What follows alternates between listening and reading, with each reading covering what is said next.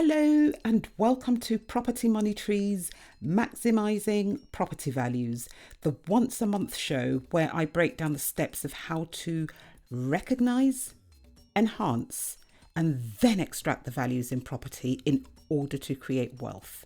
Would you like to find out how you can benefit from the steps of maximising property values?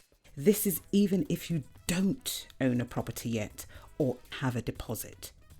If that's a yes, then you're in the right place to find out. My name is Patricia Faber, and although many know me for my work as a solicitor, on this show you will be getting the benefit of my 30 plus years worth of experience of maximising property values, experience which has given me a net worth in millions. So who might benefit from listening to this show?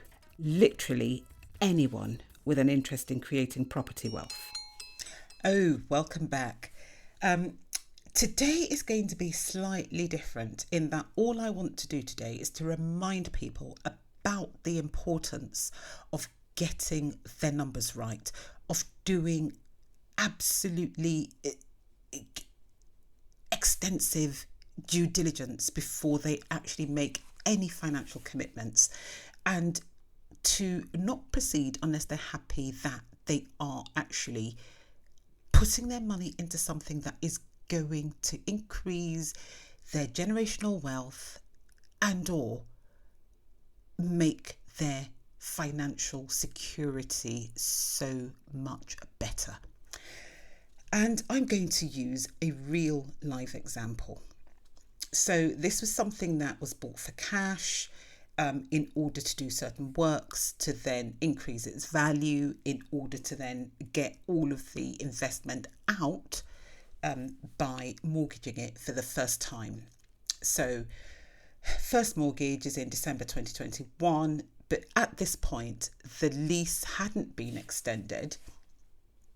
So it was still a short lease with a view to actually then remortgaging in the future to again taking out some profit once the lease had been extended. Anyway, so December 2021, the mortgage was 671. So it was on a standard variable rate, because didn't want to incur early repayment charges, which you would do on a fixed rate if you then paid the mortgage back during the fixed rate period. Then it went up from that to 699.35 in January 2022. In March, it became 746.61. In May, 793.86. Now, all of this time, the rent was 1450. Then in June, it went up to 841.11. In July, 888.37. September, 982.88. October, 1077.38. At which point, new tenants were actually found at a higher rate of rent at 1,802. So bear that in mind. The profit now is less than 800 just on the rents alone. So rent to mortgage, less than £800 worth of profit, and then add to the costs service charges of £102 a month. And then obviously there are going to be the odd thing that goes wrong. You need to get somebody in, you need to do this repair, that maintenance, all of that costs money. Anyway, let me carry on. Then in December of 22, the mortgage became 1219. So these are interest only mortgage payments, 1219.14. How much profit is in this property at this point in time? In January, 1313.65. In March, 1408.16. In April, 1455.41. In June, 1502.67. In July, 1597.17. So already in July, the mortgage payments were what? 1.6. Service charges, another 100, 1.7. The rent is 1.802.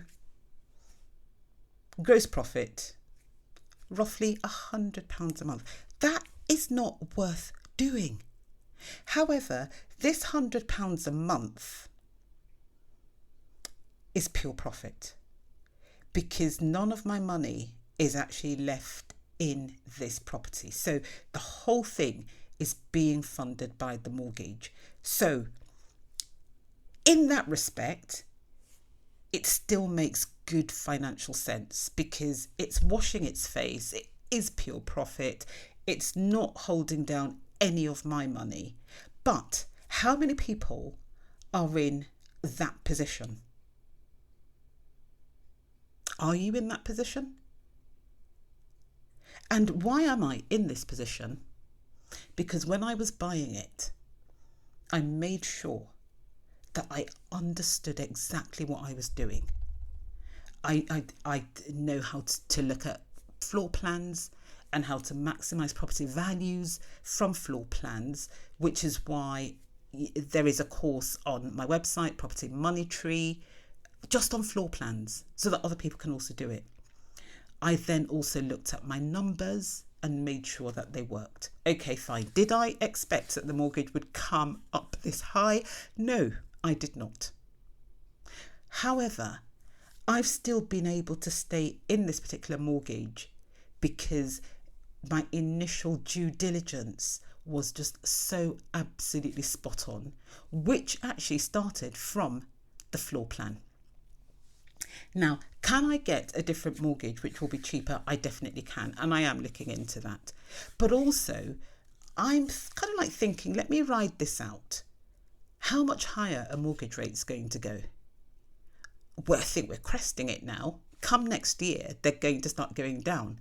But every time we get another 0.5% interest rate or a 0.25% interest rate, you can see how much the payments on this flat actually go up. So it's those kind of things really that we just need to be aware of. When I did my stress testing in the beginning, I stress tested at 6%. I think I'm over 6% right now, but still okay. Now, if I had to rely on this property to pay the mortgage on my own home where I live, what do you think would happen? Which is the reason why a single buy-to-let doesn't work. 2 buy-to-lets do not work. You have to have a portfolio. Now, some people will say buy-to-lets don't work at all. Now, this is just an example of one where the mortgage is an interest-only standard variable rate mortgage. This is the worst case scenario, and it is still bringing in a profit. It is also important that you do appreciate that when I say profit, I'm just talking about today. If you slice today, you stop time today, that's the scenario. But what if I need to carry out certain repairs? What if when my tenant leaves, which they're not leaving actually, okay, so I'm not going to incur a void immediately, but what if that were to happen? This is another reason why taking out rent insurance is so important. What if the tenant stops paying rent? What if they fall ill? What if they're made redundant? What if they're sacked? What would be the situation regarding that flat if any of these things were to happen?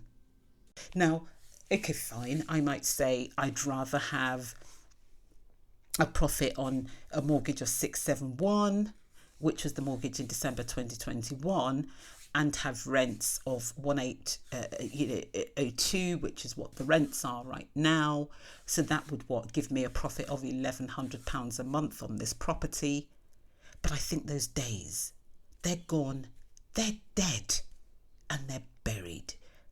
I can't see them ever coming back. But what would not be unreasonable would be a mortgage of roundabouts £800, which was what I was paying in July 2022. Now, we have to, though, remember that all of this came to a head with the mini budget, with Liz Truss's mini budget in September, which after that, things just went absolutely crazy. But nevertheless, things can still work. If I'd fixed it, I'd be laughing, because I'd still be paying, 671. But even when we fixed our mortgages, we shouldn't really sit on our laurels. And this was part of the message that I wanted to pass on to people today. Even if you've got fixed rate mortgages, the fixed rates are going to end at some point or other, probably sooner for some than others. In fact, not probably, definitely sooner for some than others, because we all fix our mortgages at different times. And when your fixed rates end, what are you going to be paying? Think about that now before it actually starts, and prepare. Prepare your tenants, prepare yourself. Make sure that your numbers still work. If you have money in your deals, is that money actually working for you? If it isn't, you need to be reconsidering what you're doing with those properties. Do you need to sell? Lots of people are selling now, but people are selling and they're still making profits. And if you make a profit of £10,000, it's still £10,000 more than what you put in. Okay, it doesn't sound like very much, and we'd all like to make £100,000 or £200,000, but a £10,000 profit today is better than a £20,000 loss tomorrow. So, where is your portfolio? Where are your properties? If you didn't buy right, don't worry about it. What has happened has happened. But what you do need to do is to look at things today and make sure that you do not become one of those landlords that goes bankrupt because their tenants couldn't afford to pay the rent. Because if your tenants then stop paying, what do? I'm talking about profits here, because my tenants are paying all the time. What if my tenants weren't paying? I'd have to serve them with a whatever notice, Section 21 at the moment, that will soon be gone. And then how long will it take for me to actually get an eviction notice, a possession order? And then I'd have to wait for bailiffs if they don't then move out of their own, goodwill. And is there goodwill from a tenant who is not paying their rent? I don't think so. Anyway, I didn't want this to be a doom and gloom episode, because normally I really want to share with people how they can maximise their property values. But I think it's so important right now that if you want to carry on creating generational wealth and creating financial freedom, you need to regularly review your portfolio. Are things washing their face? Is each property actually washing its face? Is it contributing to your overall goal? If it isn't, cut it out. Cut it out. Put it on the market, sell it. There are some properties where you cannot do very much with, because in order to actually, be able to charge good rents, you need to spend a ton of money on them. You haven't got the money. In order to sell them at a good price, you'll need to spend a ton of money on them, and you haven't got that money. There are people out there who will partner with you, invest the money, and then you share the profits. If you can find one of those people, all well and good. But if you can't, don't bury your head in the sand. Please do not.